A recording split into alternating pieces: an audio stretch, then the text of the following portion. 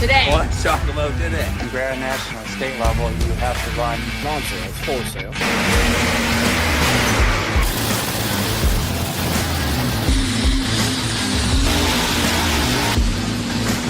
Is like 9,000.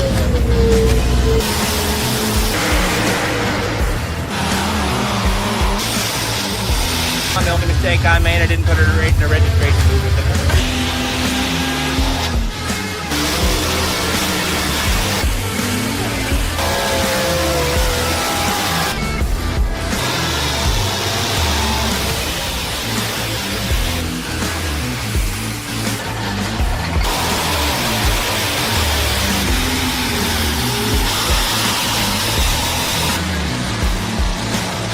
Just this ever-evolving story.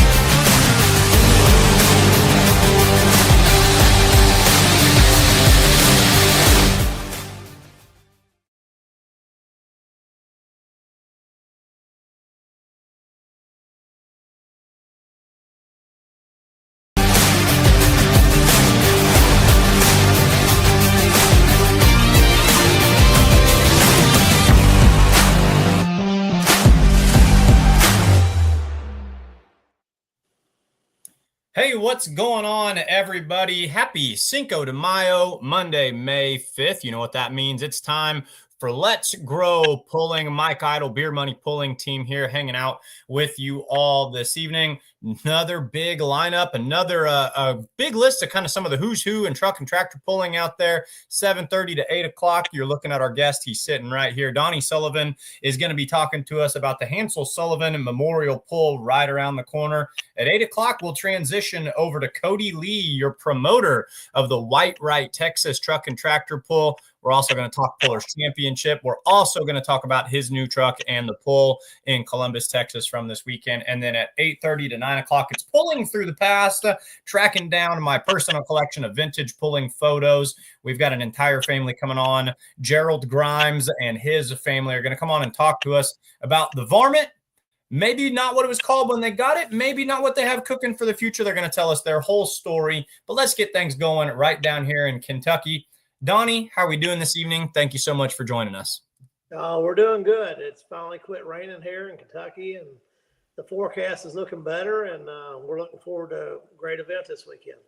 Go ahead and get the rain out of the way right now. You know, that might be tricky for some of the farmers doing their thing, but get the rain out of the way right now. So that way it'll be, you know, green flags and tight chains on Friday and Saturday. What are we doing to make sure that the track is where it needs to be? I mean, is it just taking the weather right now, or are you concerned about that at all?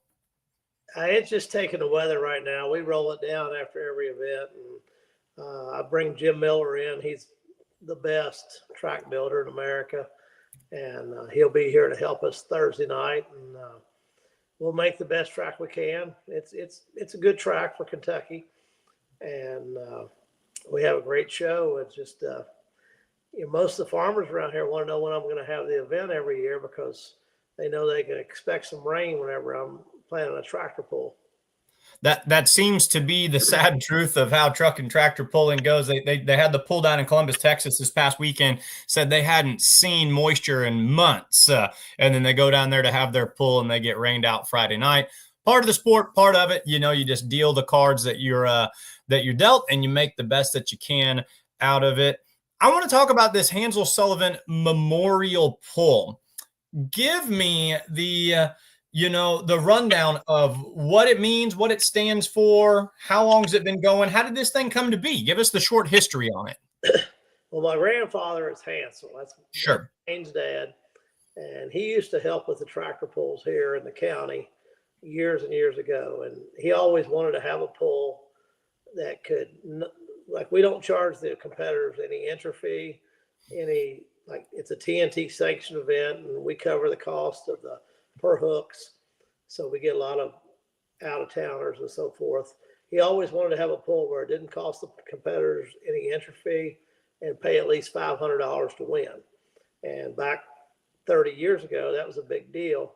So after he passed, I used to help him with the pulls back then. And I just said, we're going to do something in his memory. And we started that. And the Big Ed Challenge, it's a two-wheel, like, we've been in the two-wheel drive game since it started. They made the first set of organized rules in our shop.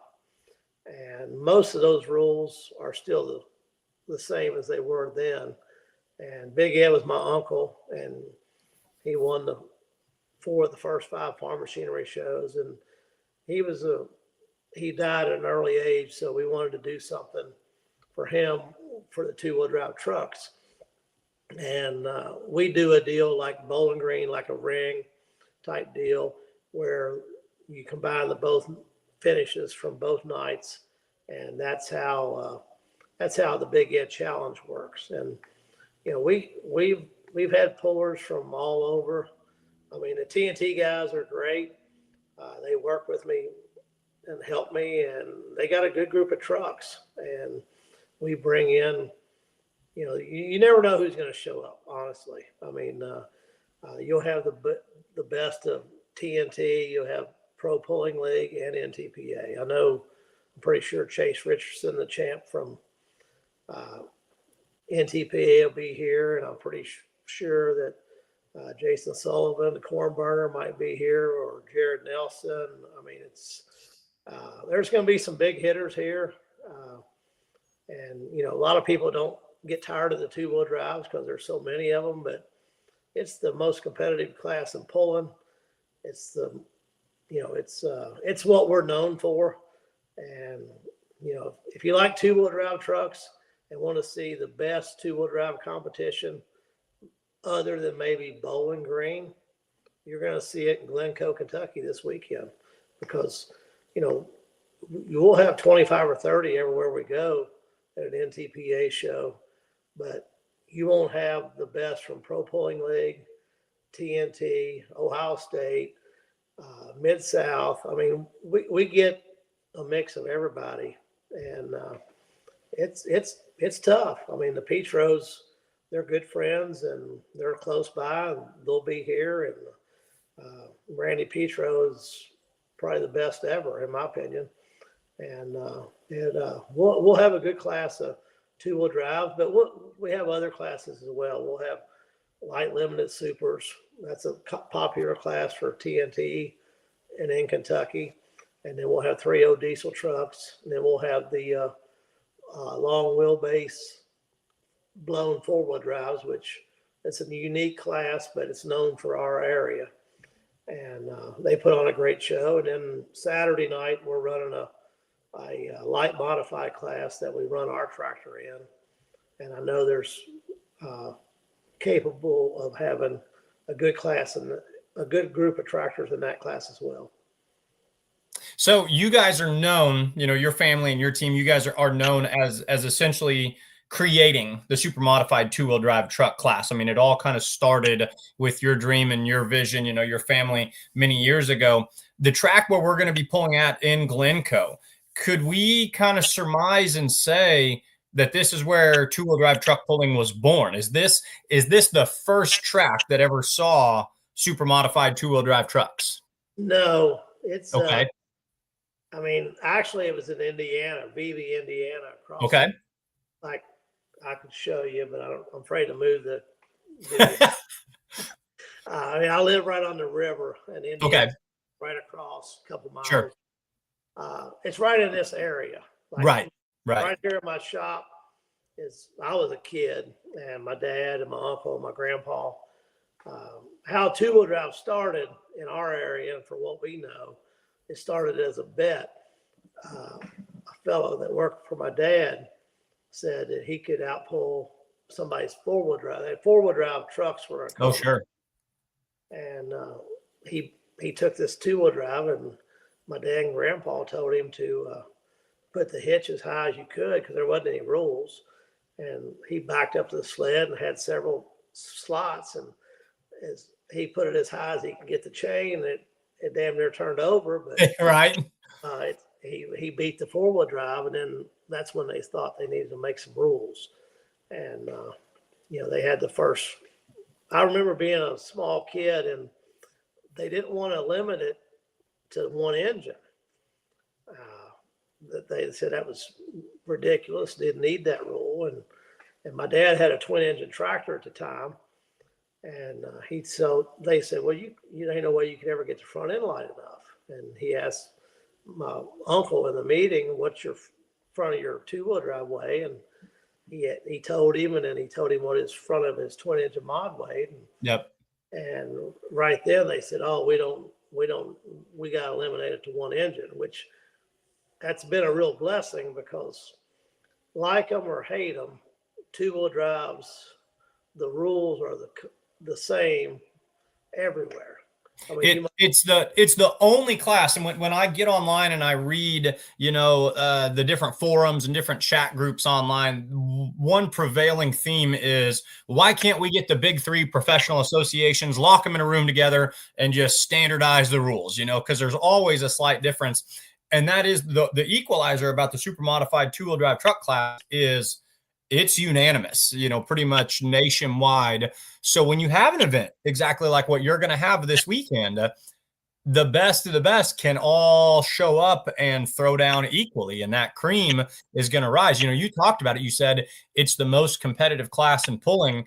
It is. It's the hardest to win because since it is unified, you go to Bowling Green, you've got to survive 60 competitors if you're going to walk away winning it.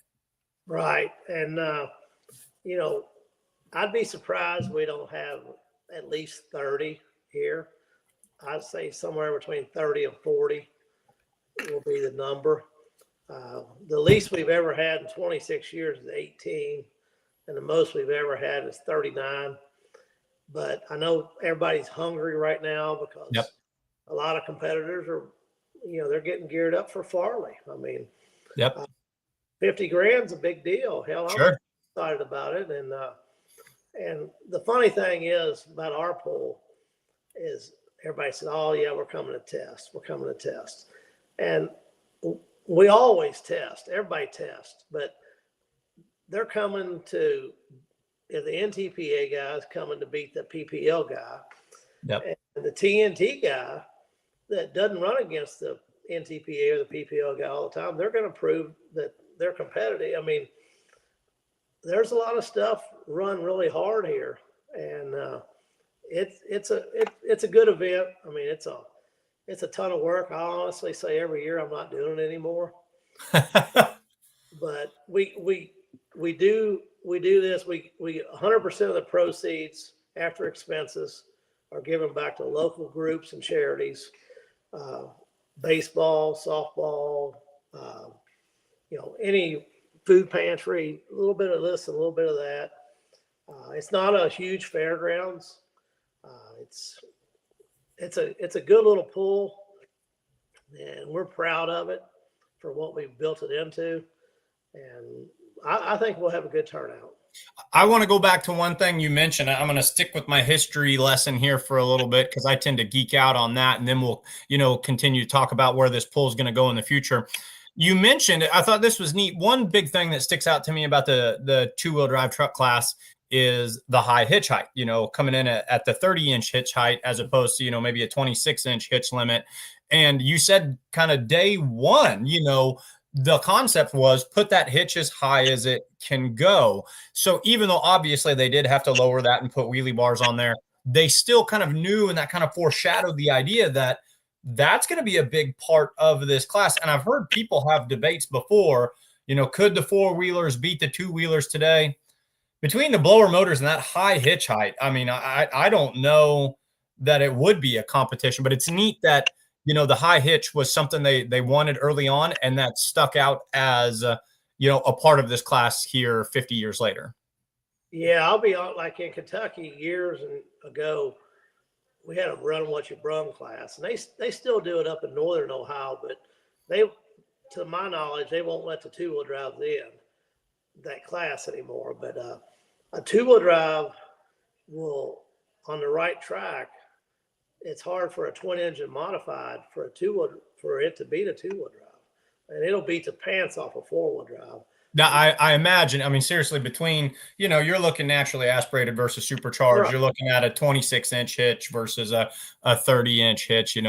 They're a class that I have re-fallen in love with. There was a point in my career where I was like some other people, and I thought, oh, okay, there's so many of them, and they all finish so close in distance. Maybe this is a good time to get up and stretch my legs.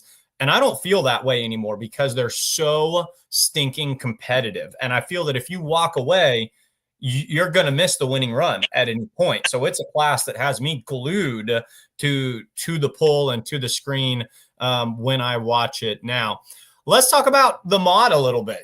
We've got the picture of your whole family up here. This is pulling at the National Farm Machinery Show. Now, you guys are doing the light mod class. So you're going to run the twin engine setup on Saturday night. Is that correct? That's correct.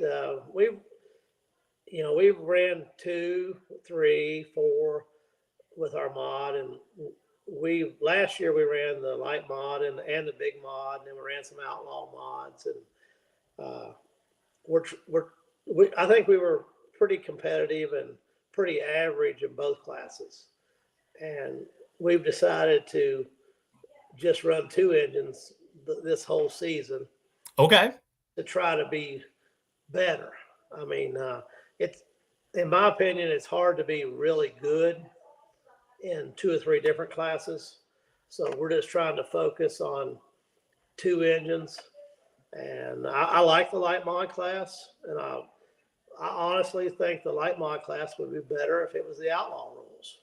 I mean, you might get a little variety, but it is what it is. But I do like the light mod. The sled guys can you'll get the 2 engine class is a lot better show than the unlimiteds, like them or not. I mean, don't get me wrong, I'm going to modify it. Sure. But we'll run twice as fast, and the sled can still has a little stopping power to stop you. The unlimiteds or the big mods, back when we used to run the PPL with the unlimited overdrive and so forth, they have to let the sled so heavy that it's just a drag. I mean, don't get me wrong, it's a great show, but you don't get near the speed you get with the lighter equipment. And there's a lot of new tractors being built, and I think the outlaw class and the light mod class that will be the premier mod class within 2 years. Simple for the ride of it and the affordability of it. It's a lot cheaper to run 2 engines than 4 engines. And, pulling is not known for huge purses. We're kind of all foolish for what we spend and do on this. So, we're excited to switch the mod up. And my dad, he's going to drive it again. He's 80 years old now, and he loves to go pulling, and we're excited to go. Obviously I'm a little bit biased here. You can see the banner hanging behind me. I spend my summers traveling, announcing, working with the Outlaws. But I do like what you said, that 7,400-pound class in a world where everything's going to kind of meet in the middle eventually, which is where I think pulling is going to go in the next 20 or 30 years. The twin engine, with the variety of the industrials or the triple Chevys at 7,400 pounds seems to be a very logical meet in the middle kind of area. My question for you, because I was curious about this when you guys went to Texas last year. So you go down to 2 engine setup, but you get to weigh in at 7,400 pounds compared to 6,000 pounds. Did you kind of scratch your head and say, where do we put all this weight? Or did the tractor like being weighted up? Was that a challenge? Was that kind of a technical curveball to make that adjustment? Oh, that's a major challenge. I mean, if you're going to run the light class, you got to get light. And Yeah. then when you run the heavy, I mean, we honestly had weight. We had the front full and the back full. Sure. I mean, we didn't have a lot of room for how we was going to balance it. It's just if you wanted to run the full weight of 74, it's just you just had it all over. Sure. And that's the a lot of guys, like, we haven't ran enough of either to be good in either. But we like to go pulling, and I'll be honest, the outlaw people, they treated us the best. And I mean, everywhere you go, pulling promoters and groups are good to you. But that's a good group of people, and those guys in that tractor class out there. Don't get me wrong, they seen us come in, and they were glad we were there, but they were even gladder that they beat on us. Well, sure. I knew those Texas guys in their own state. They were going to roll out the welcome mat, but they weren't just going to hand you the medal at the same time. So it made for top-notch entertainment. I mean, must see TV from watching it at home for sure. And we were close in Whitewright. Yep. And we went to Lufkin to beat them. Yep. Boy, we were way off. Well, it's I like what you say. It's hard, when you're trying to run mod and light mod and then outlaw 7400. I like what you guys are doing this year. So you guys, to the world, in case you guys missed it, folks, we're talking with Donnie Sullivan right here. We're promoting the Hansel Sullivan Memorial Pull, but we have said that the Kentuckian is going to be strictly 2-engine this summer. Let's get back to your pull really quickly. Jason, if you want to throw up their poster on there, I want to talk about Friday night and Saturday night classes. Donnie, you guys are doing something unique that I noticed. Your Friday night lineup and your Saturday night lineup are not the same lineup of classes. Your Friday show and your Saturday show will actually be kind of two different. It's not a double header, so to speak. Talk to us about that. Yeah, here we have Friday. We're going to go limited pro stock trucks, super mod 2-wheelers, and then light limited supers. Then we're going to go with those super mod 4-wheelers, the 2-wheelers, the 3.0 trucks, and then the light mods are coming in, getting some variety. Tell us about the decision behind that. Honestly, until just a few years ago, the only class that ever hooked both nights was the 2-wheel drives. Okay. We always had variety from both nights. And I don't know, I think that, we try to bring in top level competitors from all over. And we got a lot of good friends in Poland that will come and support our event. And then we got a lot of good friends from here. Like, we run a lot of TNT pulls and local pulls. And, if you don't support where you're at, you might not have anywhere to go someday. And, Eddie Carey and his group, I mean, them guys are good to us, and they got a great thing going, and they got a great group of trucks. I mean, if you think them TNT guys won't give you an education, just go to a pull or two. I mean, the Careys and the Stevens and the Poors, and they're good pullers. And then it'll be a good mix in our class. And then I don't really know much about diesel trucks. I know that he's got a good group of these 3.0s that support him. This is the first time we've ever ran 3.0 diesel trucks both nights, but it seems like a crowd pleaser, and it's different. And you gotta have a little variety. You gotta have a little smoke. Gotta have smoke with your noise. Absolutely, you have to have some of both. That I'll tell you this: that 3.0 truck class, I think that is the fastest growing, both in fan popularity and just amount of drivers. I think that's probably the fastest growing class for the younger generation in pulling. I mean, it seems like you just throw a rock and it bounces off a 3.0 truck these days. Yeah, the 3.0s. I mean, I agree with you 100%. And there's a couple that are local here in this county or the next county over, and it was a big debate because I got a good friend that's got a super modified 4-wheel drive that we're running them just on Saturday. And, they run everywhere with TNT. Sure. But, the diesels, I think I'll have more in the class, and I think it'll be a more fan draw. So that's why ran them both nights, and I'm catching a little grief from him and his wife, but he's a good friend, and we'll work it out. Like, we're only running our mod class one night too, so it's all good.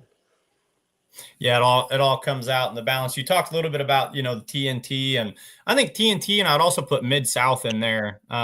Two of the saltier regional or state level pulling associations out there. I mean, like you said, they're going to be going up against the NTPA and the PPL guys. It's going to be some serious competition. Of course, it's all going to be live streamed too on fullpull.live. So folks, if you can't be there, be sure to log on and watch that. Give us the quick logistical rundown. Give us a start time both nights. Give us the cost to get in. What do the fans need to know to be ready to have a great time in Glencoe, Kentucky? One of our fans commented earlier, said, not Glencoe, Minnesota. You're not going up and hanging out with Ricky Rose. Hopefully you don't ever put that in the GPS incorrectly, when you're coming back, from a pull sometime. What do the fans need to know to have a great time in Glencoe, Kentucky? Yeah, we're going to start at 7 p.m. on Friday, 6 p.m. Saturday. Glencoe's centrally located between Cincinnati and Louisville, right off Interstate 71. It's a nice little fairgrounds. It'll be a good pull. There'll be a lot of top-notch competitors here, and thank Full Pull for doing what they do. We're going to have Dan Meyer, and I don't know who else is going to be with him. I know Jason's going to do some track interviews, and I know the champion Chase Richards is going to be here. Everybody will be gunning for him, and I'm going to put a special call in to try to get Donald up here to crew chief for Chase, because he really likes working with Chase. And but no, we're going to have a good group of pullers, and if you like the classes we're going to have, we'll be glad to have you out. And somebody put on there, Jeremy Krieger's going to be announced. Yeah. Somebody talked about, will we come to Rock Valley? That's on our schedule for this season. A lot of it depends on how we're doing and what we got broke. My son's playing. He's playing, like, we met in the middle at Whitewright, and he's planning on coming to Rock Valley this year and wants us to come out. And from what everybody's told me, that's the premier outlaw pull, and I hope we can make it. It's just a matter of, we got to get started into the season and see what we got tore up and how good we are. I mean, I'm not going out there to let them guys beat up on me unless I'm ready. Chris Kilbarger's got a great comment that we need to get to. What year did you start pulling your first black S10? And tell us the history of that. Did you sell it? Did you build a new one? What's become of it? The first black S10 was my Uncle Eddie's. That was the original Sullivan Chevy S10. That was in the mid 80s. I ran it to the farm show like 1986 or 87. I was 16 years old, I guess, at the time. I started with a single engine modified, because back in the early days, my dad had mods and my uncle had two-wheel drives. And we just couldn't afford to modify. We either had to go big or stay home, and we decided to go the two-wheel drive route because it was a lot more affordable. So we bought my uncle's stuff and went that direction. But the two, trust me, I like the mod class better. Okay. But the two-wheel drive class, period, is the hardest and the most competitive class in pulling. And you see a lot come and go, but to be able to compete at the high level on a regular basis, you gotta keep your ducks in a row. I mean, there's only a few that do it. I mean, you see a lot go up, down, everywhere else. I mean, you got to respect the Petros. I mean, yep. Randy was the best, and Jesse's damn good. But I mean, it's just and there's a lot of the Nelsons, the Petros and the Nelsons, and then 10 years before that, it was Roger Simon. I mean, he gave us an education. I mean, now RJ never could quite give us an education. And I'm good friends with RJ. But, now I like the call out right there a little bit. I hope he's watching. Maybe you can go up to Farley and tell him to get his notebook out, and you can continue to give him an education. I hate to say anything because been really, I've won 2 or 3 of the last 4 at Farley. And my wife says I can win anything for $900, but when it's 50 grand, some will fall off. And that's probably true, but I like Farley and the Simon, RJ and Brandon for what they do for the sport and to take a chance on what they're doing. I was one of the first to sign up. I got a lot of grief because, they had haters and so forth. And I don't necessarily agree with the whole format, but I think it's a new format. And if you're a pulling fan, you got to get behind it. I mean, I don't think it's the do all, but I think it's a great deal for pulling. And I think it could elevate it. So I want to backtrack a little bit too. You've talked about how competitive and how challenging it is to win the super modified two-wheel drive truck class. There's over 200, I think it's almost like 260 super modified two-wheel drive trucks in the country. So you would think that just based on the law of statistics and averages with this class being as tight as it is, that to see certain drivers elevate themselves to kind of watch the cream rise almost wouldn't happen. You'd almost think you throw all you guys in a hat every night and you're just going to pull out, whoever happens to be there. But as this list shows us, I love that Full Pull's doing these driver rankings. Certain people find themselves winning in a place where, it should just even out because there's so many of you. A lot of you guys, the cream certainly does rise. When you saw this list come out and you saw that you and Jesse were 1 and 2 on this driver ranking, this fan, or not the fan vote, but the peer voted list, what was your gut reaction to this? When you saw, okay, this is how people view me. These are how my competitors view me. What were your thoughts? Oh, I mean, it was an honor to be on that list. I mean, I could think of 25 more that's deserving. And Jesse, a lot of that, in my opinion, is name factor. I mean, Petros have been doing it a long time. We've been doing it a long time, and Jared's been doing it a long time, and we've all won championships, and that's made a difference. And Chase, he's an up and comer. He beat me this year. I mean, I won last year, and he beat me he was in the lead, and I had a chance to get him, and I just dropped the ball. And but Chase and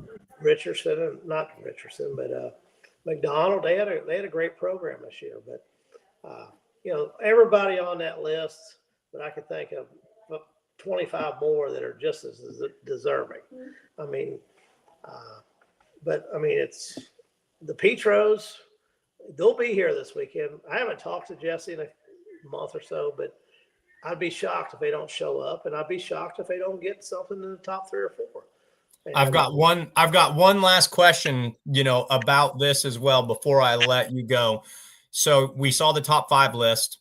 Tell me a driver not on that list, outside of that list, that if you're sitting in the lead, if this driver still hasn't hooked yet, you say to yourself, this lead's not safe. Who is someone that makes you nervous? Who would be your next one on that list?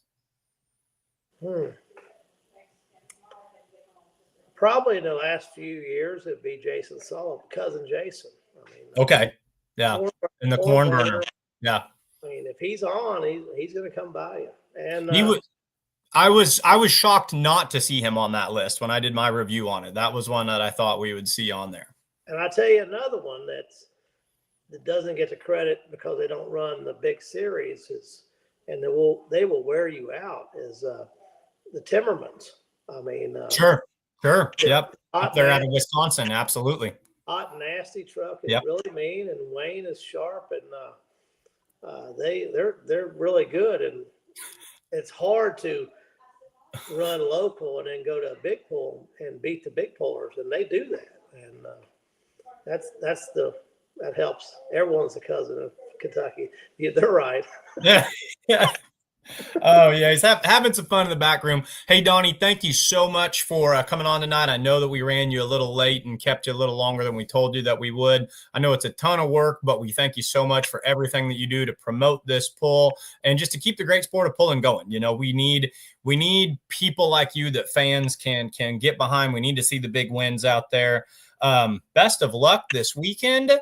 You said green flag drops at 7 o'clock on Friday night, 6 o'clock on Saturday. Glencoe, Kentucky. If you can be there, be there. And like I said, good luck on your season, and thanks for joining us tonight. Thank you, guys. Thanks for having me. Appreciate it. Have a good night. Absolutely. Donnie Sullivan putting on the Hansel Sullivan Memorial Pull. Let's head down to Texas. Everything's bigger in Texas, including this brand new Superstock diesel truck. Man, Cody Lee, how are we doing? Look at that beautiful photo. I bet it feels good to have that thing painted up, wrapped up, and looking pretty for the 2025 season. Hey, thanks for having us. Yeah, we're excited. We put a lot of work in over the winter and made a lot of changes. So, we still have a few obstacles to overcome to get where we want to be, but we felt pretty good about what we did this weekend. So, yeah, we're excited about where we're at in the program. Absolutely. Now, like I said, thanks for joining us on the show. You and I have a lot on our agenda tonight. I hope you're buckled in. I'm going to shoot some rapid fire questions at you. We want to talk about the new Superstock diesel truck. We want to talk about that new class pulling with the Outlaws. Want to talk about you promoting that outlaw pull in Whitewright again this year. And then, of course, we want to hear how things went in Columbus this weekend. So let's go ahead and start there. Xander, I had Xander picked. I thought he was going to walk away with a win. He's been on a hot streak lately. Didn't get the job done the way that he wanted to, but the truck still looked good. And you had your test pass at the end of the night. How did both you feel about both runs when everything was said and done? We're always happy just to get out and pull. Of course, we're friendly, but we go to win, like most competitors. And, at the end of the night, the track got a little wet. We had a lot of rain Friday night, and the farm truck, we just didn't get to the boost numbers we normally do, and it's not an excuse. It just didn't work out for us. The other truck down in Texas, he had a great pass, and congratulations to those guys. If you pull enough and you go enough places, you're going to find someone to beat you. So if you keep looking, it's not hard to find out there. But we're really happy. Xander had a good pass. The truck looked good, performed well. Don't know how much we're going to get it out this season. So I was excited to get it out at least for that hook.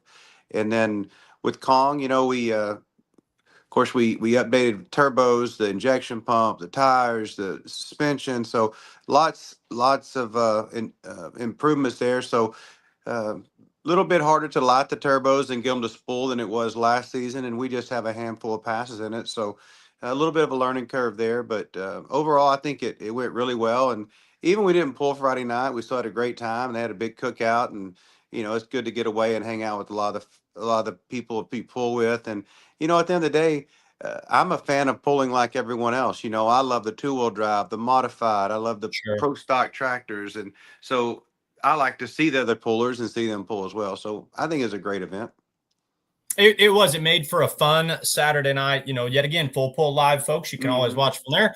I watched it from the comfort of my rocking chair at home and my lazy boy. Not the worst way to watch a truck and tractor pull. I keep saying I've never been to Texas, and I'd much rather been in Texas, but not a bad way. 8 classes, a quick-paced show. We actually have a video from the end of the track of your run on Saturday night. Let's take a look at that together, and then you can kind of give me some feedback, kind of like a football player watching game tape. All the way down there at the bottom, Jason, if you want to hit us that Kong Columbus.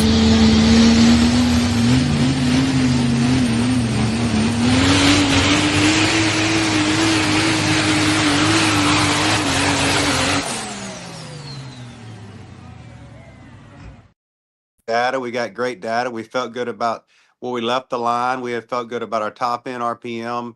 Towards the end of the track, we got some chatter in the front end, and when I started feeling that, we let out a little bit early. And there's several reasons that could have been. We was the last pass of 40, 50 hooks. I don't know if there was already some rutting down there, or potentially we need a little more weight on the bump stops on the front. We may have been a little bit light. That's another thing we're considering, but it's essentially the same setup we were running in diesels. We had no issues there with the chattering. So at the end of the day, we don't know exactly why, but we do have some things to investigate. So we did the chattering, but we felt pretty good about the pass on our first hit with all the updates on it. you could really hear the throttle control too, and that whole shot where that's so integral to these trucks is making sure that you have a hold of the track. And then you could tell when you did, you got on top of that motor in a hurry. And she was happy there in the middle portions of the track before that chatter. It seemed like that power was locked to the ground.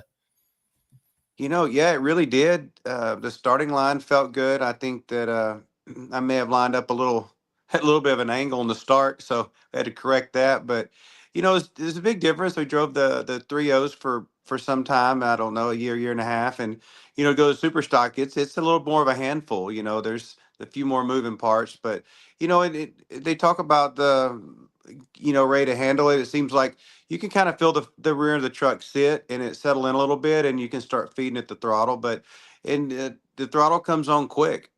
You can, when you get to a point, it goes. So when it does, it's definitely exciting. Yeah, that one you could hear it. It sounded responsive. I don't know how else to say this other than you said that you put a lot of new stuff in it. And it sounds like you put a lot of new, you can tell when it started to talk to you, yeah, she talked to you in a hurry. Pullers Championship, you've got a lot going on. We've got the Pullers Championship. What's it mean to you to be pulling there? I saw the newly updated truck on the website today, May 16th and 17th. Tell us about that on your schedule. We're super excited. We're grateful to be part of it. Anyone that voted for us, thank you. We certainly appreciate it. Getting the call that there was a spot for us. I mean, we were super excited. We want to get up and pull with the best trucks in the country. We enjoy it. We enjoy competing, and we definitely look forward to pulling with you guys the Pullers Championship. We haven't been there before, but everything we've heard from any of the other pullers was an outstanding event, fantastic track, great crowd. So all those things are super exciting to us. And I'm traveling now. I left early Sunday morning after the pool, and I'm in DC for meetings this week, and we'll be back later in the week. And Philip's getting the truck ready, so it's really not that long of a turnaround for us, because from my office in South Houston, it's probably going to take him in the 18 to 19 hour drive, something like that, probably by the time we stop, and because you just don't go that fast in a haul rig. So he'll probably end up leaving maybe on Tuesday. So it's not that far away before we just a week away before we head that way. Yeah, so you're 8 days before you embark on your travels for right. this then. So Kong, what are its goals? What are we doing this season? Are we running points with the Outlaws? Are we going to hit some here and there? What do you kind of have tentatively stenciled out for where this truck's going to be and what it's going to try to do this summer? Our goal is to definitely to get in and be competitive on a national level. That's a big challenge. There's obviously some great trucks, great drivers, great programs out there. We're definitely going to run the Outlaw events. I think there's a handful scheduled. Hopefully we can pick one more up.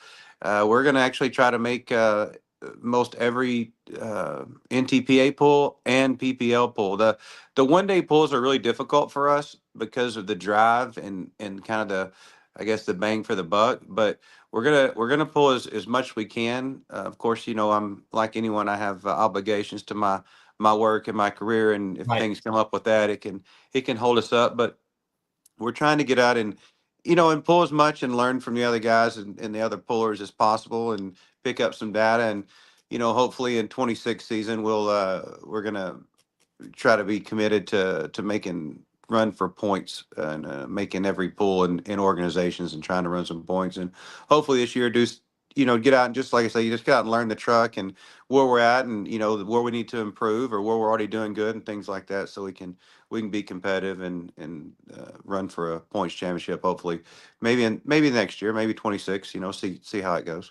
Traveling is not something that I feel that your team shies away from. I will never. I mean, it blew me away because you guys went down to Liberty, Georgia last year, White Plains, Georgia, with the Liberty truck and tractor pull there at the Diesels and Dark Corners. You won that on Saturday night. And I thought, good for you. It's November. You're probably going to park it in the shed. It's a long ways back to Texas anyway. Turn on the TV the next Saturday. You guys are in California. I mean, you went Georgia to California in 6 days. And I think you might have even won out there as well. So you talk about traveling to all three national associations. Most people, I would say, ooh, you're crazy. you guys not afraid to get out there and run. So I think if there's anyone that can do it, it's you folks. So Yeah, well, we're going to give it a run. Thank you. This year, I like what you're saying. This year, it's all about surrounding yourself and learning as much about this class as you can. Neat to see that the Outlaws are picking up this class. We're running that for the first time this year for points. That's going to be really, really cool. Speaking of Outlaws, Whitewright, Texas. Tell us about your role, and then Chris Kobarger, we'll get to his comment too after that. Tell us about your role at Whitewright and, just everything you've got lined up for that down there. It came on late. We'd found out that Whitewright was moving away from. They weren't going to have a pool, and end up, getting involved and kind of resurrected it. We made a deal and cut a deal with the landowner, and going to come out and get this pool done. And my role has been mainly the business side of it with cutting the lease deal, and we're actually gathered up some sponsors even being this late, and we're still open to anyone that out there that wants to be involved as a partner or sponsor. You can reach out. We have a good friend, Doug, that is going to be helping promote, but definitely involved. And one thing I wanted to do is, we talked about it before, is you come to Whitewright as a destination pool. You come out there at 4 o'clock in the afternoon, it's 95 degrees and the stands are full for waiting 3 hours to get their seat. But Texas has almost 32 million people in only 7 or 8 truck and tractor pools in the state. And, it's historically Whitewright has been by, the largest pool in Texas. So you got to think about the numbers of people and the availability, and Texas is a horsepower state too. And, like go back to Columbus, like you said, we had, it wasn't a super huge pool, but if you look at the caliber of the hooks there, from the cotton candy to the hunt 2-wheel drive trucks to, all the different trucks there, the Meddings were there, the Whitey was there with his truck. So you really have, a lot of national level pullers. And I'm not sure, I think there may be 5 or 6 of the guys there that's going to be at the Pullers Championship in a couple of weeks. So almost all the ones that you listed, they're all going to be up there. You guys are going to be hanging out together. You're right. Texas is a horsepower state. I'm going to steal that term. I like that a lot because you're spot on. People think of Ohio and they think of Wisconsin and they think of Kentucky when they think truck and tractor pulling. Texas is not something that should be slept on. There's a lot of really, really good iron that comes out of the Lone Star State. There really is, and there always has been. I've been, I was when I was young, going to Whitewright, watching some of these same names and the biggest names around the country coming in pool. So it's really an honor just to be part of it and carrying on the heritage, and getting us another great pool. And hopefully we get a lot of great pullers down there. A lot of guys that, like you said, they've never been before. They want to come pull the Whitewright pool and see the crowd and enjoy the venue and just see what it's about.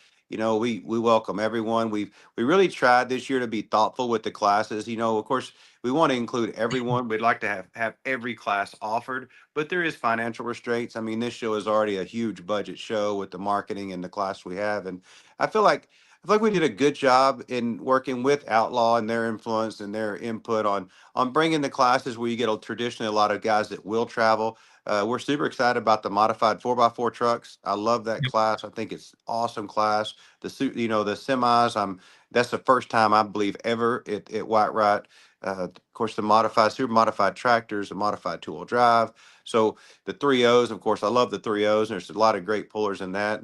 So we're really excited about it in the pro stock diesel tractors. No one can leave that out. So we've really got a great lineup, in my opinion, of, to bring, some of the top names, the best classes in the country to Whitewright, to a Texas crowd that may not have seen all these different classes and these pullers. So we're really excited about that, and we're really looking forward to it. I mean, it's going to be hot in Texas by the end of June. So hopefully we'll get most of the hard work done prior to getting that late in the year. Yeah, definitely the heavy hitters, the knockout classes. I love all the outlaw classes, but you've got the big smoke and the big noise coming to this one. I'm going to go back to Chris Kobarger because I did tell him that we would make sure to tend to his comment. Wonderful. He wanted to know about the name Kong. I'm going to go more. This truck was pulling NTPA Grand National points at the beginning of the 2024 season.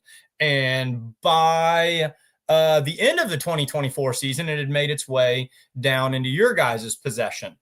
How did this come to be? I mean, did you just kind of sit down at the dinner table one night and say, honey, I want to buy a super stock diesel truck? Or walk us through everything that brought us up to Kong as it sits today.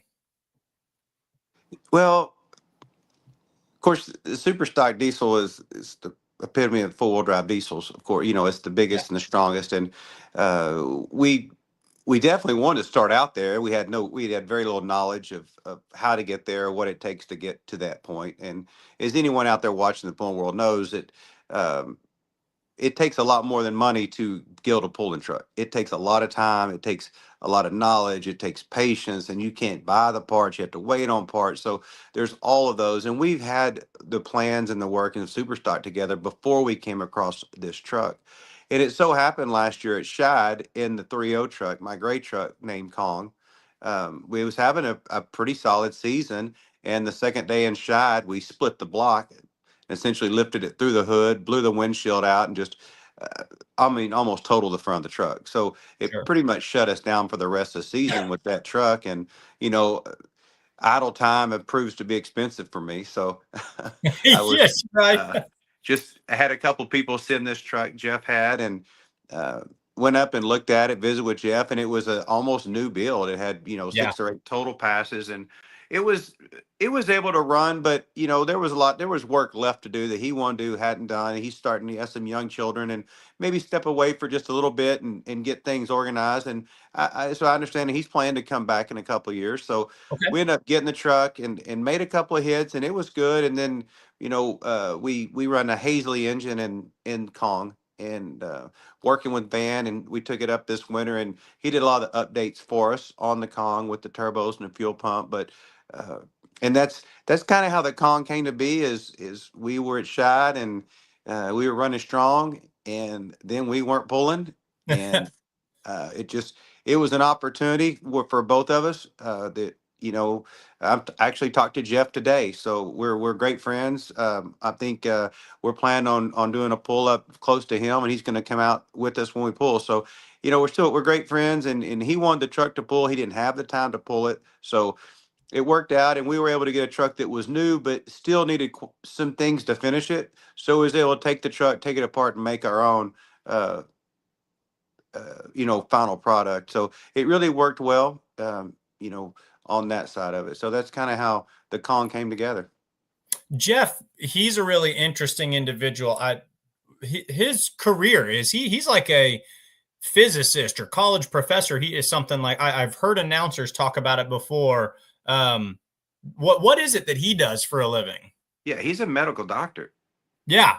Yeah, he's a brilliant guy. We were buying the truck, we were having a lot of really interesting conversations, and then some conversations that I had to say, Jeff, we're gonna, I'm not a doctor, so we had to kind of Yeah. get back in more of my lane. But yeah, brilliant guy, super nice guy, and I look forward to him getting back. I think that he definitely plans on trying to get back in the super stock in the coming years. So that'll be exciting. And like I talked before with you, we're planning on having a second truck. We've been working on it for several months, actually getting parts together for it even before we got Kong. So it's definitely not a quick process, but we're hoping, we're really pushing hard to have it out for his first pull at Whitewright. I think it's possible, but pulling very well, and you know how this time of the year everybody wants the same parts.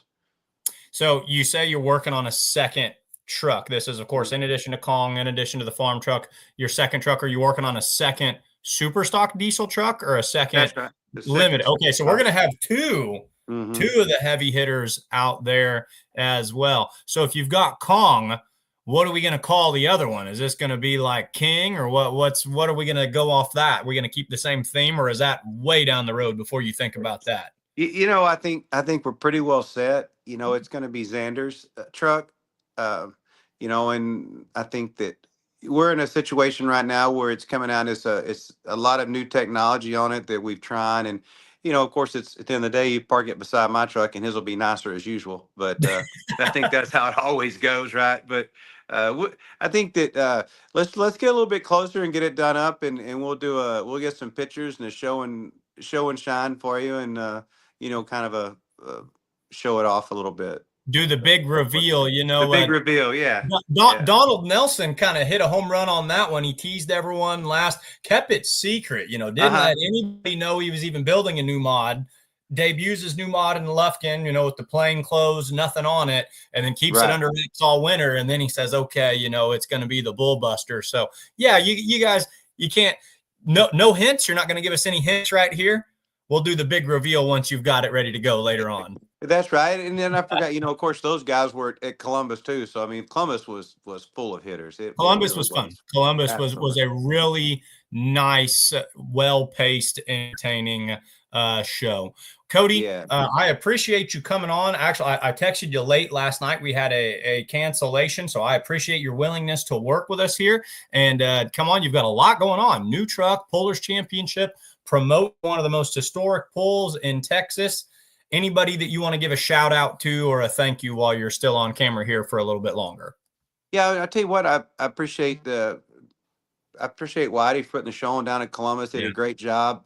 We're super excited too of Full Pull, the Full Pull Live coming down and videoing and bringing more attention to Texas pulling. And really, I think growing the sport, just you guys are at Beer Money. And, at the end of the day, we're appreciative of all the people that work with us from Hazley Motorsports. We work with O'Brien Diesel Service on the 3.0s. And the guys that work with us, we're really proud. And I tell you what, I'm really appreciative of my wife for allowing me to do things that I probably shouldn't be doing. So have a blessed evening. I appreciate everybody that voted for us, and we're gonna go up and do our best to bring home at least the podium finish, maybe at the Pullers Championship. So all right, we'll be rooting for you. Thank you, Cody. Best of luck in your 2025 season. Yes, sir. Thank you. Yep. Cody Lee, brand new super stock diesel truck he calls Kong. He drove that thing down in Georgia last year, and I said to myself, that's a bullet. That thing has tons of potential. We saw it in Columbus with that test hook. Keep your eye on that one. Lots of irons in the fire. Pulling is moving in a great direction, but it's not the only direction we can look. One of my favorite things to do is look back, pulling through the past. At this point, we're going to go straight west on Highway 36, maybe the only time that U.S. Highway 36 has had a complete and total takeover of the Let's Grow Pulling podcast, welcoming the entire Grimes family, Trent, Justin, and Gerald Grimes. I've got some cool photos. You guys sent me more cool photos. Can't wait to talk about it. Thanks for joining us. How's everybody doing tonight? Doing good. Excellent. I got done planting corn about an hour ago, so it's a good day. You finished planting? We're done? Well, with corn. So got done with corn. Wonderful. So Grimes family out of Osborne, Missouri. Like I said, that's going to be about an hour and a half straight west of where I'm at here in northern Missouri. How much farming do we guys do over there? How many acres do you take care of? We've got just shy of 2,500 acres row crop, and then a small cow herd, enough to keep us all busy. Perfect. Absolutely. Well, congratulations on getting the corn in the ground, and keep on planting, keep on working. So obviously, gentlemen sitting in the middle, I'm assuming you're Gerald. Trent and Justin, go ahead and introduce yourselves. That way the whole world knows who they're chatting with. I'm Trent. And I'm Justin. Perfect. Good to put a face with you gentlemen here. Well, let me bring you up to speed as to what I do on this section of the show. I'm fortunate enough to have a decent collection of vintage pulling photographs. I've been scanning them in. I've been trying to digitize them. I've been trying to share them with the world. We used to simply just put the pictures on here, and I would tell stories from the seat of my pants. Most of these pictures were taken before I was born. Some of them I was 2 or 3 years old. And I said to myself, I'm going to start reaching out to the drivers themselves. I want to hear the story from them. So the photo, the pulling through the past photo that gets us going for tonight actually looks just like this right here. Now, Gerald, here's my trivia question for you. Can you guess when and where this picture was taken? 1985 or 86. I'm guessing in Missouri. This is the water stamp on the back has this at 1985, and my source tells me pretty sure this is the Missouri State Fair.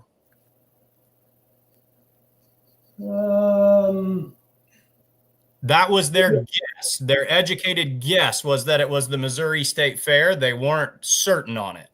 No, I think we went to a pull that first fall that we bought it. We bought it at Clarence Baughman's farm sale. Picked it up, went right to Spencer to the Clay County Fair, and drove it there. We brought it home. We went south.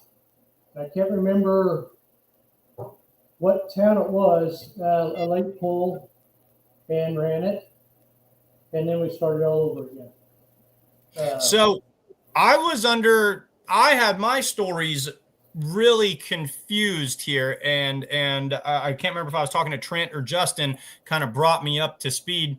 So my dad took this photo, and he said that he always knew you guys as driving the tractor called the Varmint. He says, but this tractor was actually called Hobby Horse. Now, he was under the understanding that it was Hobby Horse named by you, that you had named it Hobby Horse. But if I'm right here, I was talking to the boys earlier today, and they said that was the name prior, and it was kind of immediately changed over to the Varmint. So set me straight on that story. Yeah, like I say, we bought it at a farm sale and from Clarence Baughman, and that was the name he had on it. We kept that until we ran it a couple passes that fall, and then the next spring rebuilt it over the winter with the help of Steve Webster from St. Joe Diesel. Helped me out, and we rebuilt the motor. Went to a pull, I believe it was in Washington, Iowa, the next spring, and we won the 5, took the 7, broke the nose off the cam, and that was kind of the beginning of the learning curve. Started figuring out what pull was all about. We struggled the rest of that year.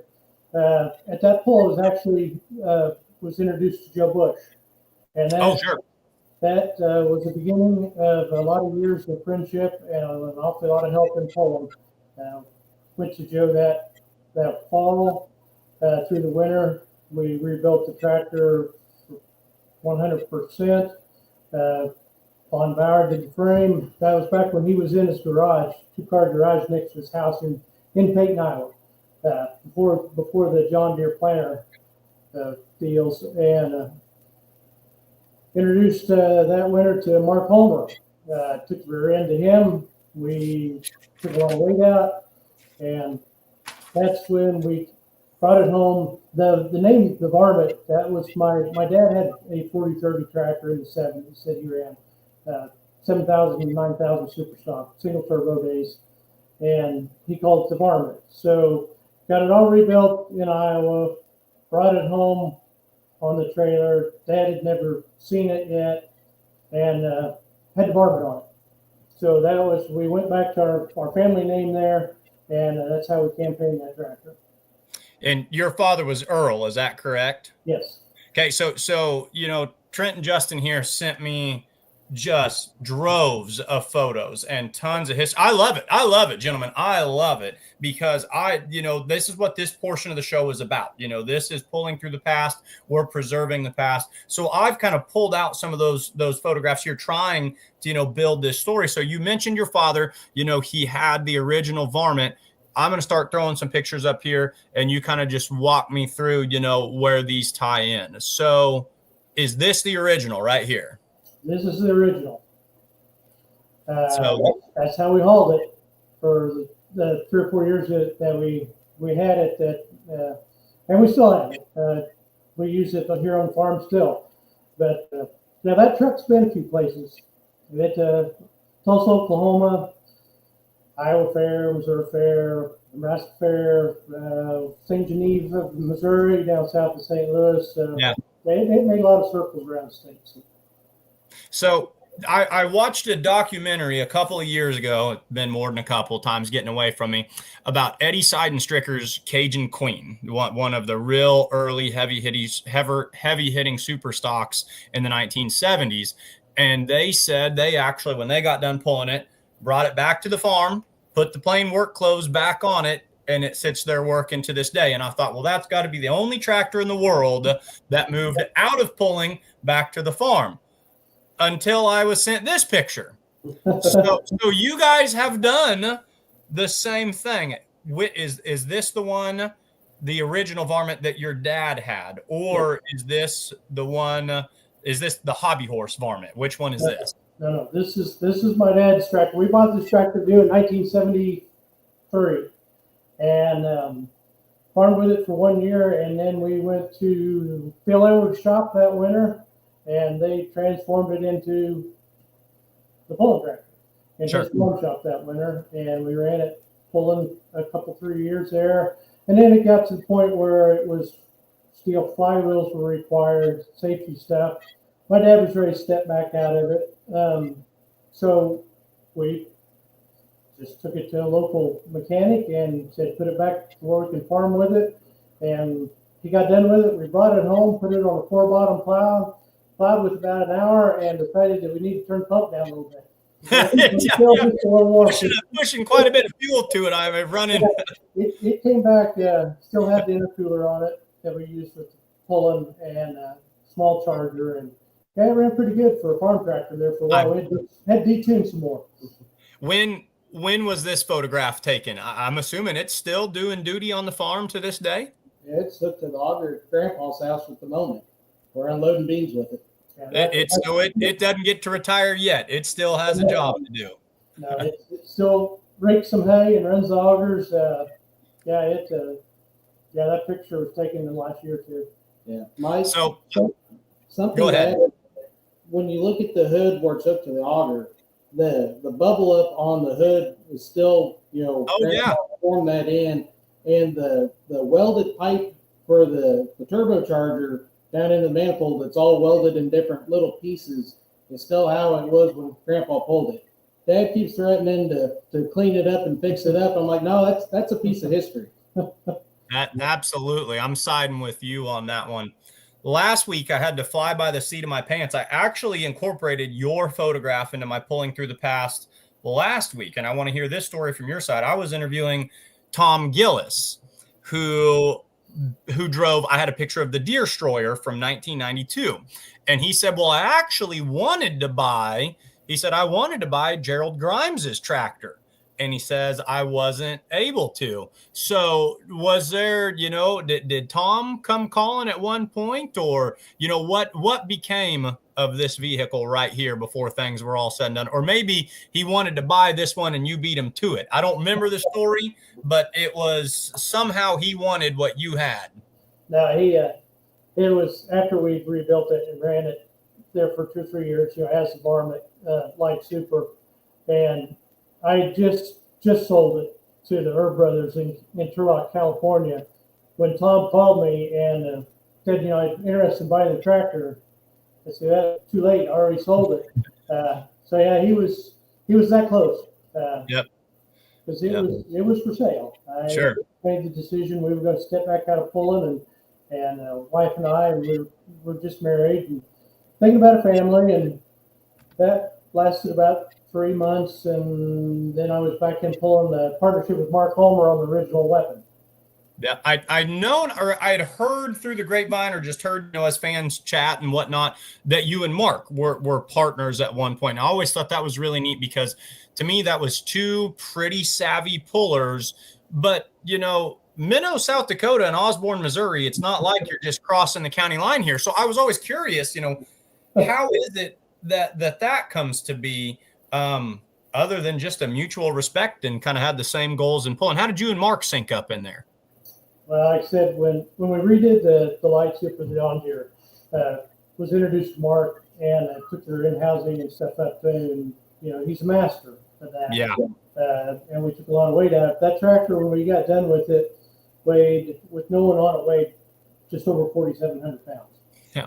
We pulled 5,500 pound class with 575 on the front. Pretty amazing for those days. Right.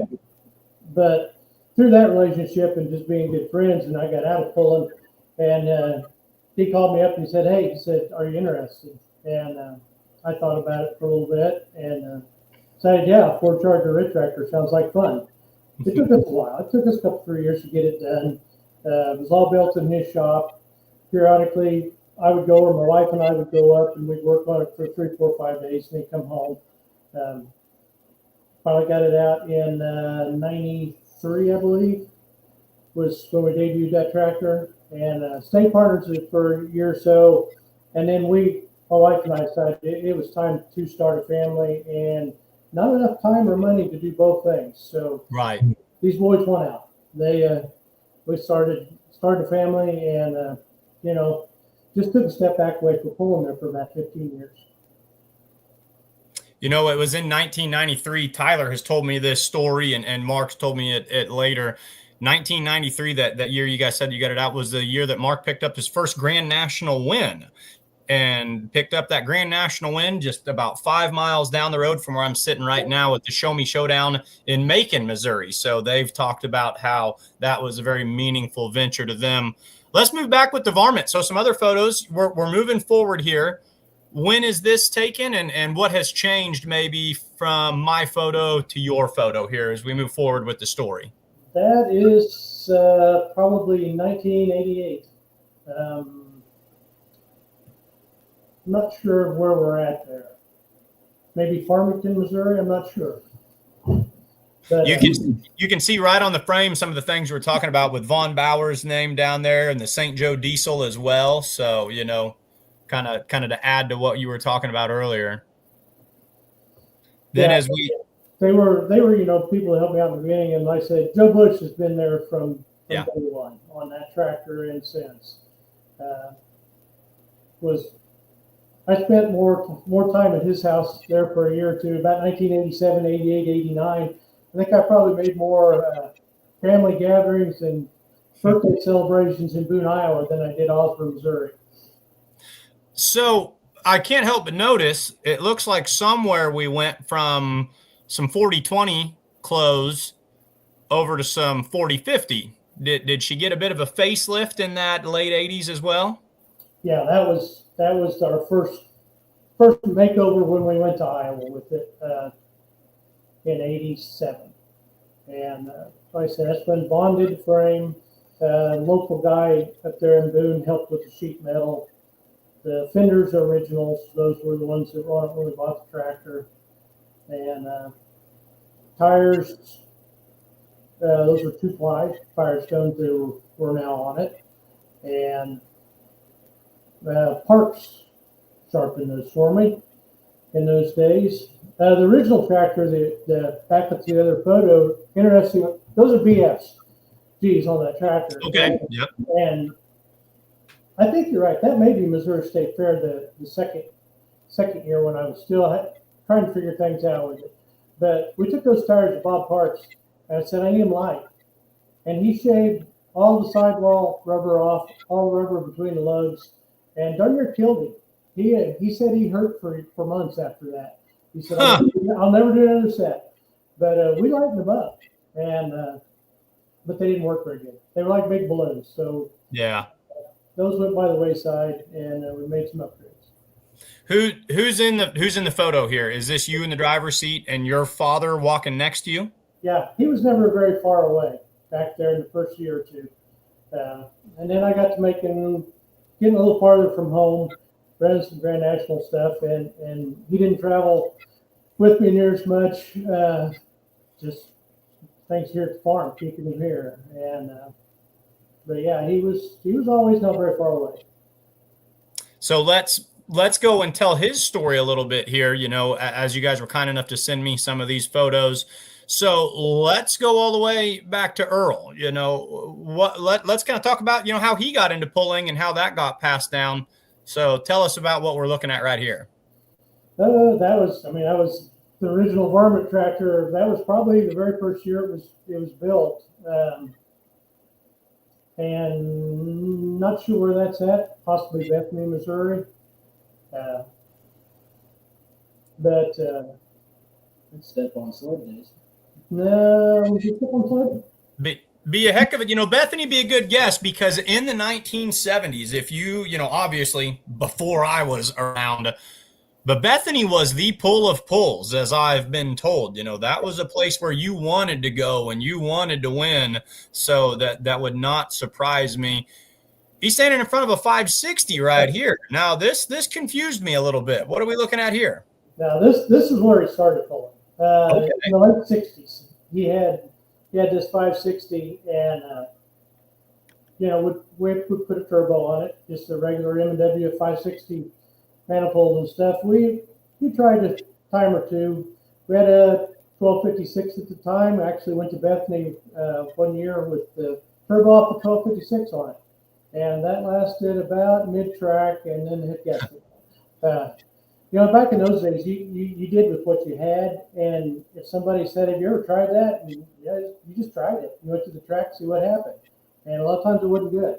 But that's the way we all learned in the beginning, and there was no such thing as dyno passes. Right. All on the track. So I'm going to do something we don't typically do on this portion of the show. We're going to start looking forward. It's supposed to be pulling through the past, but I'm chatting with a 3-generation set of pullers right here, something that runs deep in your guys' blood. And quite frankly, Trent and Justin, you guys are being way too quiet, so I got to get you all involved a little bit here. So the Just Another Buck, sitting as beautiful in all its glory as everyone kind of knew it. Trent, Justin, is this about the time in the story where you guys kind of enter the scene? Is this where you start pulling when people see this one, or is this still Dad out there pulling? Or, talk to us about how we move from varmint into the Just Another Buck days. Well, I'm going to take responsibility on the moving from the old varmint to the modern day, because I came along in 1994. So I was, when the family started, the tractor went down the driveway. Ironically enough, the last tractor Dad was partners with was Mark Ulmer, and that is who we kind of credit to twisting our arms to get back into it. We got middle school age, and Mark started coming by, and we got a big driveway here at the farm. Mark would pull in, plug in for the night, and me and Trent got to crawling around in the trailer, and he'd say, "Hey, I need a pit crew. Jump in, let's go." Yeah. We started taking us boys, and it wasn't very long that actually we got Mom kind of twisting Dad's arms and hey, maybe we ought to think about, the boys are old enough, maybe we ought to think about getting back into it. So we kind of credit Mark for steering us back into the world of tractor pulling. I can very easily see Mark just kind of quietly grinning and like pushing someone, and then saying, "Well, I didn't have anything to do with it," and that matches my understanding of his personality. The one X factor here, tell me about this tractor. Would this have been is there a connection between this tractor and this tractor? That is my first varmint tractor that I sold. This tractor here and this tractor here are the same tractor. Yes. Okay. That's the California version. When they went through a lot of different changes out there. It's been a 4-charger diesel. It's been a super farm. It's been an alcohol tractor. I mean, they've played with it a lot and did a lot of different things with it. So this one, as it sits with the Taz graphics or whatever, this is not anything that's sat, in that style. That is after you have sold it. So when did we build the Just Another Buck? Was that what got us back into pulling? Was that tractor? When was that? We actually purchased that tractor. We didn't build the original 4455. Bought it from Brian Strider. Acquired it through a deal there. We were actually in school, me and Trent, and Mom and Dad went up to look at it and borrowed a neighbor's trailer up there and brought that thing home. And we got out of school, and there was a pulling tractor sitting in our driveway. And did you know that they had left to go look at the tractor? We talked about it, but no, it was kind of a surprise deal. How the name came about was when we went to take the trailer back, because me and Trent were not a part of that trip to bring it home, but we had to go back and take the trailer back. We spent the entire trip up into Iowa discussing names and, do we want to keep the varmint? Do we want to go something new? And I think Trent had the idea of, Just Another Buck, kind of tying the money theme in, pulling cost money, John Deere. We were just brainstorming the whole way. And I think Trent's the one that threw out the name, and it kind of stuck. And it spent its life in depending on which association you're with. And I've learned, that they really, you got to make sure you're saying the right thing. What I would call an LLP, a light limited pro stock, what my friends on the other side of the Mississippi would call an 8500 limited pro, but it spent its life in that class, correct? Yeah, it was a 466, 3x4 tractor. Yep, absolutely. 24 fives on the back. Fun class. Love that class. But the direction that a lot of us have hoped we would see the pulling world moving is into the light pro stock class, the 540, the ones that everyone said that's going to be the next big thing in pulling. Pulling through the past is going to pulling in the future on this special episode. Tell us about what we're looking at right here. Now, of course, if you watch Midwest Winter Nationals, the secret's out of the bag, and if you've talked about pulling, but the Grimes family is moving on. Tell us a story here, guys. So last year there was talks about the 540 class maybe going component. Yes. As a safety and more weight we can move around. And we had a friend of the family that was kind of helping push us along, and we ended up getting a slot with Mike Stinson down at Ace Chassis. Kind of got really lucky there, and he was able to get started on it. And we debuted it at the Midwest Winter Nationals. Fortunate to make the finals and ended up fourth, so we were really happy. We took it unpainted there, so it was all silver when we took it there. But we already made some changes since then. The wheelie bars were pretty low, and we actually were on the wheelie bars going down the track quite a bit. So we done that and took some more weight from under the belly and got some more movable weight. Got painted now, of course, so it's getting closer. We're getting ready for summer. So talk to us about, you hit the nose on the head. One of the things that the people were really excited in the pulling world about the light pro class, or the 540 class, whatever folks want to call it, going component. And when the Outlaws, wrote that into their rules a year or two ago, that was kind of an exciting thing. Is that something that you feel that we're going to see this class across the board go to? Why is it something that excites you guys? I guess I can't say, if every organization's going to get on board with it. We weren't against it. We weren't for it. We just kept hearing from the higher ups that it's going to move that way eventually. And we had a good opportunity in front of us to go ahead and get it done. So that's why we did it. Sure. I can tell you it's a lot easier to work on the tractor. But it being component, you can just get to everything a lot easier. A lot more movable weight. Just overall, I can definitely tell it's safer.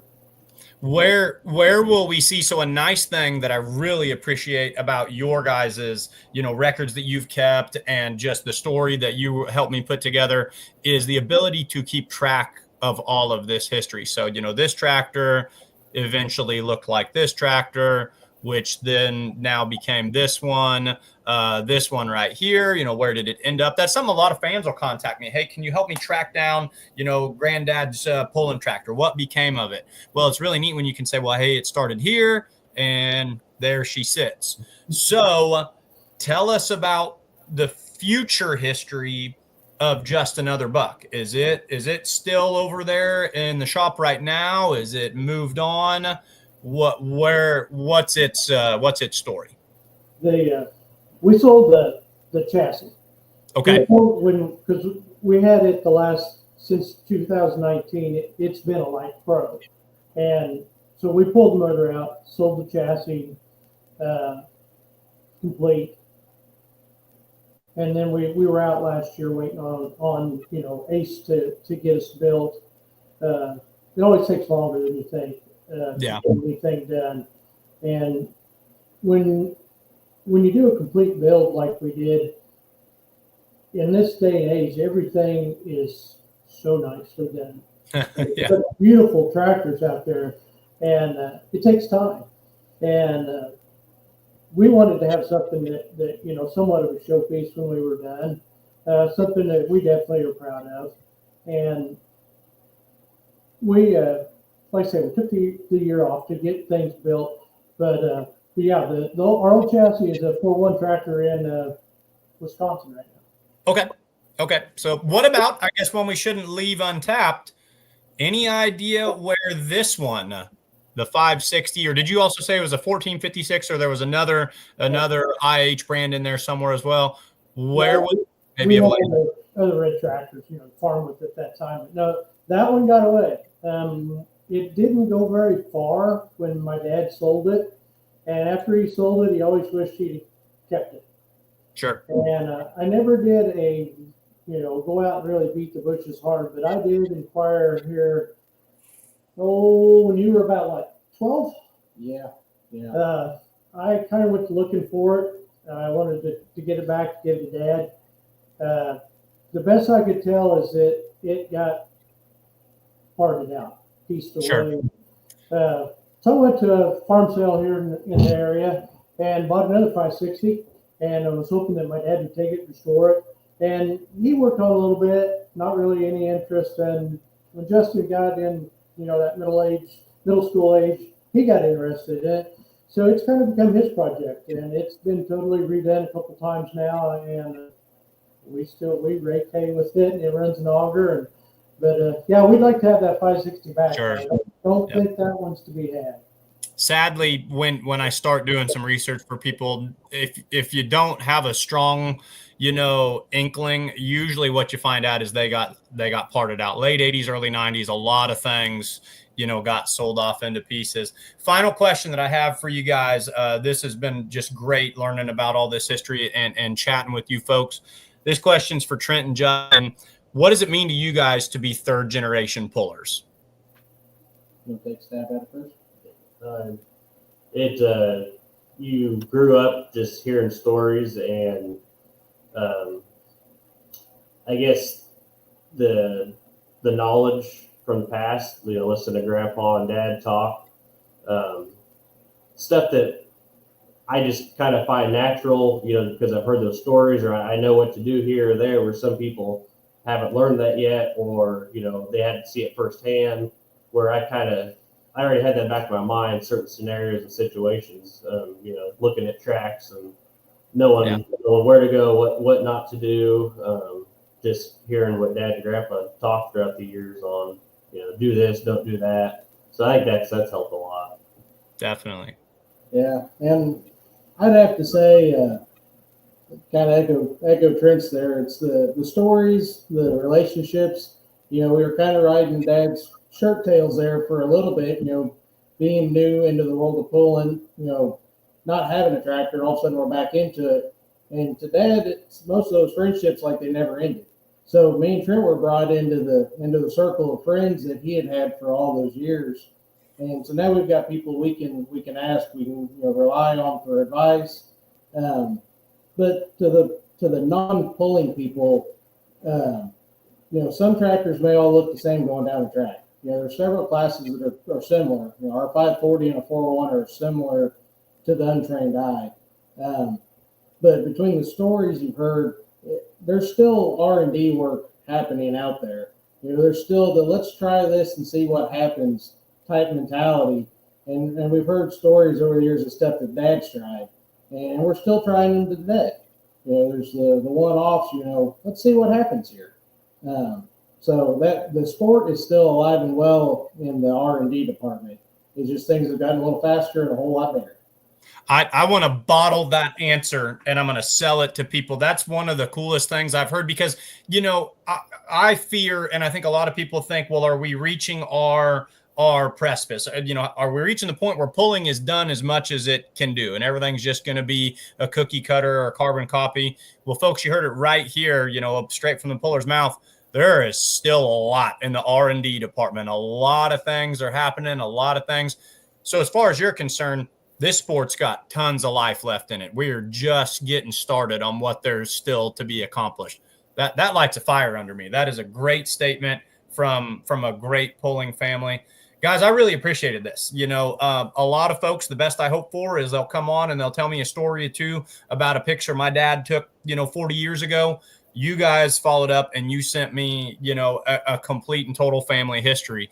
Wonderful, wonderful to be able to talk about pulling's past and pulling's future. Gentlemen, I wish you the best of luck in 2025 on the brand new tractor. Hopefully we'll see you out at a couple of pulls this year. Thanks for joining us this evening. Thank you. Thank you much. Gerald, Trent, and Justin Grimes, folks. The Grimes family out of Osborne, Missouri, third-generation pullers joining us on Pulling Through the Past. Folks, thank you so much for watching Let's Grow Pulling. Be sure to head on over and watch a little bit more Pulling Podcast action with Massetti and Friends, where they're going to keep things going all night long out west. Had a great show tonight. Donnie Sullivan, Hansel Sullivan Memorial Pull. Be sure to check that out on Full Pull Live or go down to Glencoe, Kentucky and watch that this weekend. Cody Lee's got a lot going on with his new truck. Support him at the Pullers Championship 2 weeks from now, May 16th and 17th. And be sure to check out his historic pull down there in Whitewright, Texas. And truly a huge thank you to the Grimes family. Drive through Osborne, Missouri every single time I go out on the road doing an outlaw show. And I always think, oh, you know, there's a pulling family here. Really cool to get to meet them and hear their story. Great that they've kept such great records of their legacy. And you heard it, pulling still has a lot left in its future. Ladies and gentlemen, Mike Idle signing off saying thank you for watching. Let's grow pulling. Have an awesome week, y'all.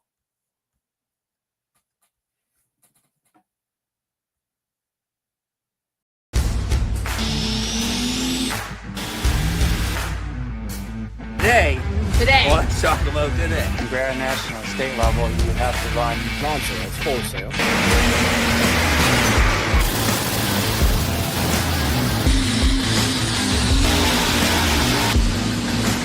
Is like 9,000.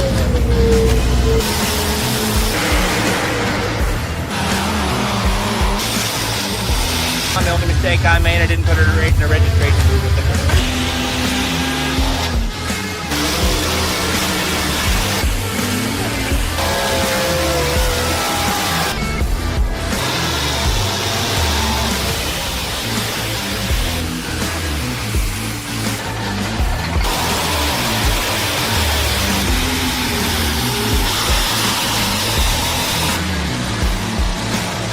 Just this ever-evolving story.